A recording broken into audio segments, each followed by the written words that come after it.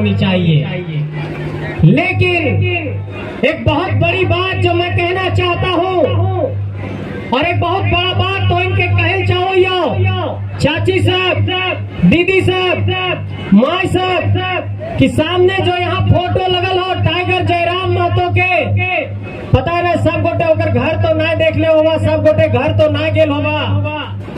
लेकिन वो आदमी के देख कि आज ओकरा एक बीमारी हो गला है, तेलंगाना से हैदराबाद से इलाज चल रहा है,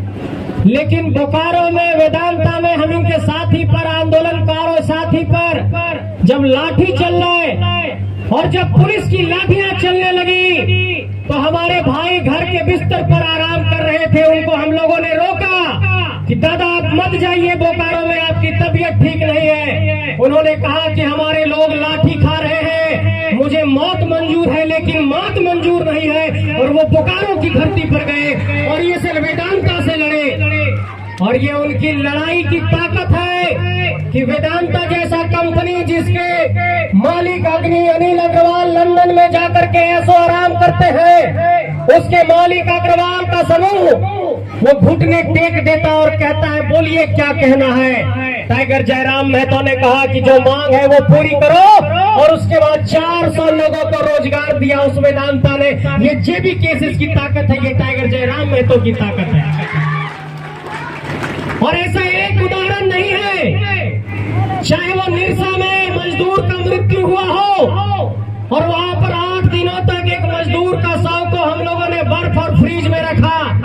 और कंपनी से कहा जब तक मुआवजा नहीं दोगे यहाँ से हिलेंगे नहीं, और अंत में कंपनी को मुआवजा देना पड़ा और उसके परिवार को वहाँ पर राहत देना पड़ा, तब वो आंदोलन समाप्त हुआ। इसके पहले भी एक बात मैं बता रहा हूँ, कोडरमा के बांझेडी में एक आंदोलन हुआ और वहाँ पर भी कंपनी से कहा गया कि जो मजदूरों की मांग है उसको पहले पूरी करो, उसके बाद ही ये आंदोलन समाप्त होगा।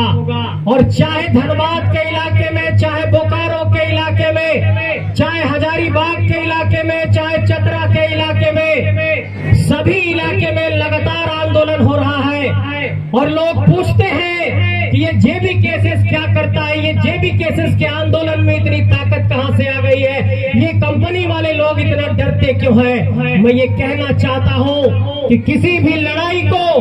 हौसले की बुनियाद पर लड़ा जाता है, जज्बे की बुनियाद पर लड़ा जाता है, कलेजा से लड़ा जाता है, पैसे से नहीं लड़ा जाता। और जेबी केसेस के हर लड़ाके में कलेजा है और इसलिए ये लड़ाई लड़ी जा रही है। एक सवाल और लोग उठा रहे हैं कि बाबू इतना पैसा कहां से आ रहा है, जाकर के संथाल में सभा करते हो, कोल्हान में सभा करते हो, चतरा में सभा करते हो, हजारीबाग में सभा करते हो, बोकारो में सभा करते हो, डुमरी में सभा करते हो। और डुमरी तो इस बात की गवाह रही थी कि इस राज्य के राजा साहब आए थे सभा करने और 60,000 की भीड़ डुमरी में आई थी और राजा साहब 5,000 में सिमट गए थे। ये जेबी केसेस की ताकत है।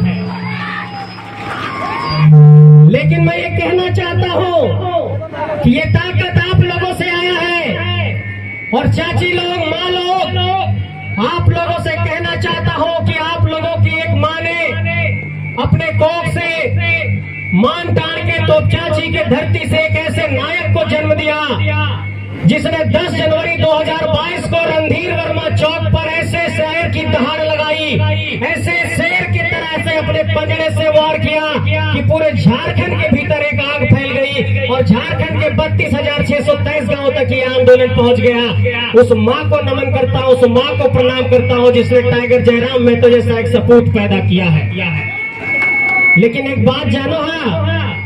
आज तक हमारे टाइगर जयराम महतो के घर में रोजगार नहीं है। सरकार के पेंशन से 3,000 के पेंशन से घर के रोजी रोटी चलो है। और बाबूजी नक्की स्वर्गीय कृष्णा प्रसाद महतो झारखंड आंदोलन में उनका देहांत हो गए है। और अभी 2 दिन पहले बात भले कि संजय दा गोनियातों में सभा हो, ऊपर घाट में सभा हो, जाए के तो बड़ी मन हो, लेकिन डॉक्टर कैदल को कि 45 दिन नहीं जाना हो पब्लिक के बीच में और मास्क पहन के रहना हो। आप सोचिए उस व्यक्ति की ताकत को, उस व्यक्ति के जज्बे को, उस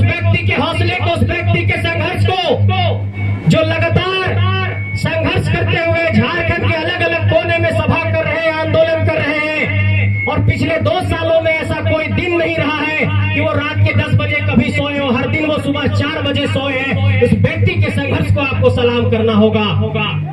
और आपको ये मानना होगा कि झारखंड की धरती से एक हीरा निकला है। और जिस तरीके से झारखंड में कहते हैं कि धनबाद में कोयले है, डायमंड है, ब्लैक डायमंड है, काला हीरा है, ठीक उसी तरीके से टाइगर जयराम में तो हमारे एक झारखंडी हीरा है। और अगर इस हीरे को आज हम लोग नहीं संवारे, आज नहीं सजाए, आज उनको नहीं बचाए, आज उनका संरक्षण नहीं किए, तो ये झारखंड की धरती फिर से इस तरीके से कोई आंदोलन नहीं खड़ा कर पाएगी। और आज की तारीख में झारखंड के भीतर किसी नेता में इतनी कुव्वत नहीं है कि महाराष्ट्र में जहां पर मन से राजनीति करता हो, जहां पर शिवसेना राजनीति करता हो, जहां पर शिवसेना झारखंडियों को मारकर भगाता हो, उस बेलापुर की धरती में झारखंड के नौजवान ने 50,000 की भीड़ जुटाई। ये टाइगर की ताकत है, ये जयराम महतो की ताकत है। मैं पूछना चाहता हूं कि झारखंड के आंदोलन के दौरान से लेकर के झारखंड अलग होने के बाद से क्या झारखंड के नेताओं में किसी भी नेता में इतनी ताकत रही कि झारखंड के सीमा को लांग करके, क्या बगल में कहीं बंगाल में, क्या बगल में कहीं उड़ीसा में, क्या बगल में कहीं बिहार में, गया में कहीं एक छोटी सी भी सभा कर पाए? लेकिन सोचिए, अरब सागर से जुटा हुआ वो धरती, महाराष्ट्र की वो धरती, मुंबई की वो धरती, बेलापुर की धरती में आपके सपूत को सुनने के लिए अगर 50,000 की भीड़ उमड़ती है, तो आपको तो लाखों के भीड़ में इनको समर्थन देना होगा और ये संकल्प लेना होगा। मेरे साथियों, मैं ये बात इसलिए कह रहा हूं कि झारखंड के भीतर गरीब घर से, किसान घर से, मजदूर घर से नेता नहीं पैदा हो रहे हैं। और ये जो सत्ता में लोग बैठे हुए हैं, जो रात में